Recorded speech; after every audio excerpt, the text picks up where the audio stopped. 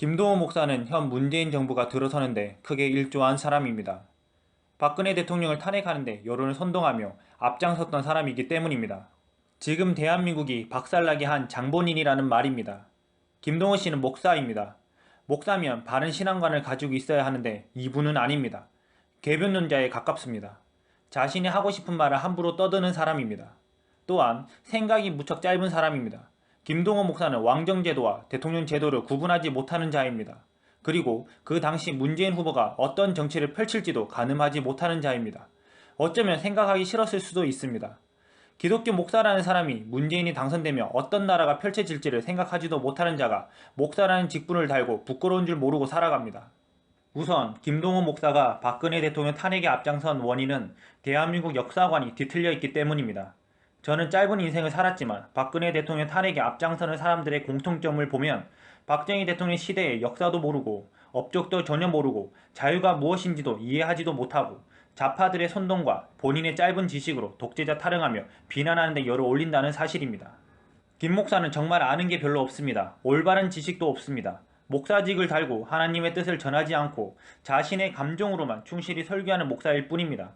목사는 다방면에서 지식에 대한 이해를 하고 있어야 합니다. 왜냐? 성경은 모든 분야를 말하고 있기 때문입니다. 그런데 김동호 목사는 하나님을 아는 지식부터 이미 결핍이 되어 있고 성경의 말씀은 상관없이 자신이 생각하는 인본적 사랑관, 인본적 정의관에 갇혀있는 사람일 뿐입니다. 김동호 목사가 과거 발언을 한번 보겠습니다. 김동호 목사는 SNS에서 박근혜 대통령 보고 혼이 병들어서 정상이 아닌 사람에게 나라를 맡길 수 없다라는 정신나간 글을 남겼습니다. 목사로서 할 수 있는 내용인지부터 질문하고 싶습니다. 2016년 11월 15일 김동호 목사는 CBS 라디오 김현정의 뉴스쇼에 나와 SNS에 올린 글에 대해 자신의 생각을 전했습니다.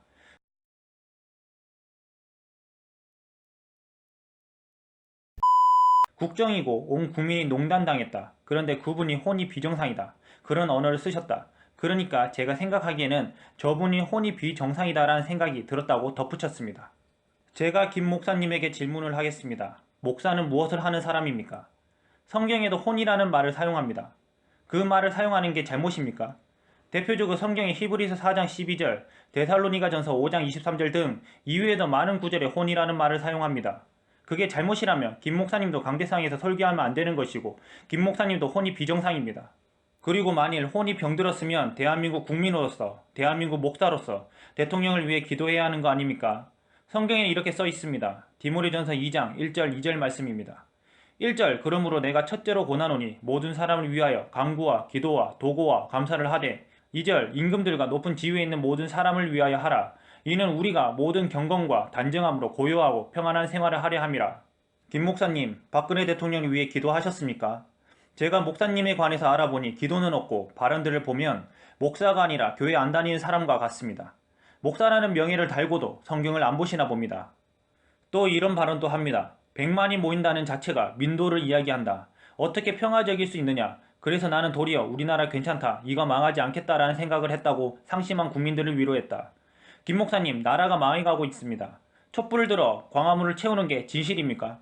여론과 언론에 의해 지도자를 탄핵시키고 그것도 기사로 탄핵시키고 유죄 판결도 나지도 않았는데 탄핵시켰는데 그것이 당신이 말하는 정의입니까? 여론과 언론에 의해 사법부의 독립성을 침해하는 게 정의입니까? 탄핵 소추와 마음대로 수정하는 게 정의입니까? 당신이 말하는 정의란 무엇입니까? 김 목사님 입으로 혼이 비정상이라면 하나님께 기도를 하여 바른 정치를 하도록 하는 것이 목사의 직분입니다. 그리고 박 대통령은 교회를 탄압한 적이 있습니까? 전도한다고 감옥에 넣은 적 있습니까? 기독교 활동을 탄압한 적이 있습니까? 없습니다.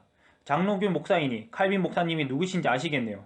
칼빈 목사님의 국가 통치에 대해 설명드리겠습니다. 국가 질서를 전복하는 것은 하나님께 대한 반역이고 지도자와 위정자들에 대한 복종을 언제나 하나님께 대한 예배와 경외에 연결되기 때문이다.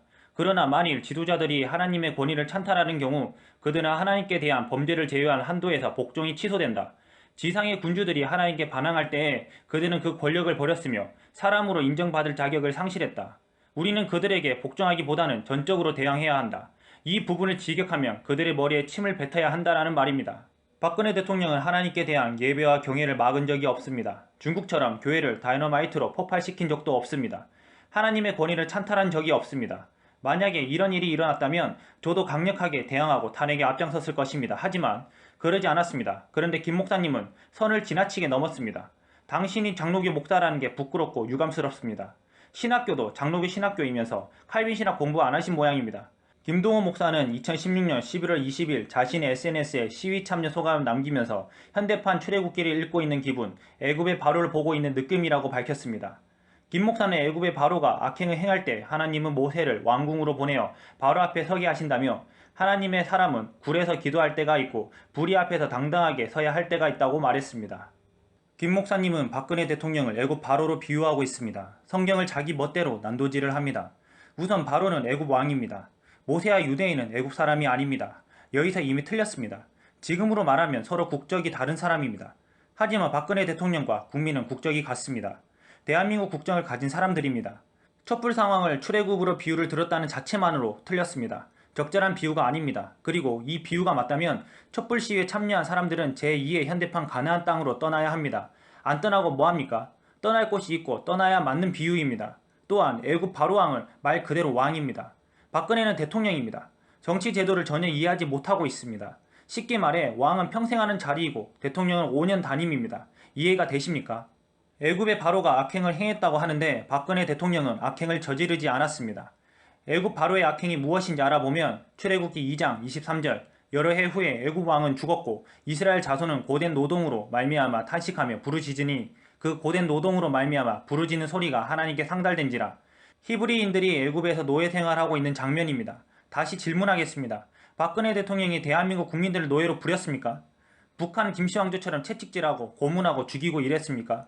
김 목사님은 거의 과대망상증 환자 수준입니다. 출애굽기에서 히브리인들의 노예 생활이 얼마나 고된지 설명하고 있습니다. 고된 삶을 보고 모세는 분노를 참지 못하고 애굽 사람을 죽입니다. 그로 인해 바로의 낯을 피하여 미디안 땅으로 도망갑니다. 성경을 보겠습니다. 출애굽기 2장 11절 12절입니다. 11절 모세가 장성한 후에 한 번은 자기 형제들에게 나가서 그들이 고되게 노동하는 것을 보더니 어떤 애굽 사람이 한 히브리 사람 곧 자기 형제를 치는 것을 본지라.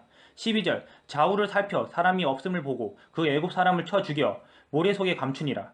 히브리인들의 노예 생활이 얼마나 처참했는지 모세는 그 광경을 보고 참지 못하고 애굽 사람을 쳐 죽였습니다. 이런 상황을 대한민국 상황과 비교한다는 게 말이 된다고 생각하십니까? 김 목사님? 그리고 최순실 사건이 터지고 100만 명의 평화 시위가 청와대 코앞에서 이루어지자 번개 같은 두 번의 대통령 대국민 사과가 나오고 여당도 청와대도 있는 힘껏 자세를 낮추었다며 개뿔, 작심사흘, 며칠도 가지 않아 돌변하고 있다. 현대판 출애굽기를 읽고 있는 기분이다. 바로를 보고 있는 느낌이라고 전했습니다. 김 목사님은 과대망상증 환자 맞습니다. 확실합니다. 출애굽기를 설명해드렸다시피 히브리인들은 100만 평화 시위를 할 수 있는 상황이 아닙니다. 노예 생활을 하고 있었고 고된 노동의 연속이었습니다. 상황이 전혀 다릅니다. 현대판 출애굽기라고 하셨는데 말은 똑바로 하셔야 할 것 같습니다. 출애굽기를 함부로 사용하지 않으셨으면 합니다. 촛불은 인간들이 자신의 의로 모여 거짓에 선동당하여 이 나라를 뒤집은 사건이고 성경이 말하는 출애굽기는 전적인 하나님의 도움, 인도하심으로 이루어진 역사를 전하고 있습니다. 역사의 주체가 완전 다릅니다. 출애굽기를 목사라는 사람이 자기 마음대로 해석하고 성경을 난도질해서는 안 됩니다. 완악한 바로를 치시기 위해 하나님이 10가지 재앙을 내리셨지 사람이 한 게 아니며 박근혜 대통령 완악한 바로가 아니며 그로 인해 하나님을 탄핵하라고 대한민국에 10가지 재앙을 내리신 적이 없습니다. 또한 완악함, 강팍함, 절대로 회개하고 돌이킬 수 없는 마음을 가진 사람들이 있다. 성경은 저들을 완악한 사람이라고 정의한다.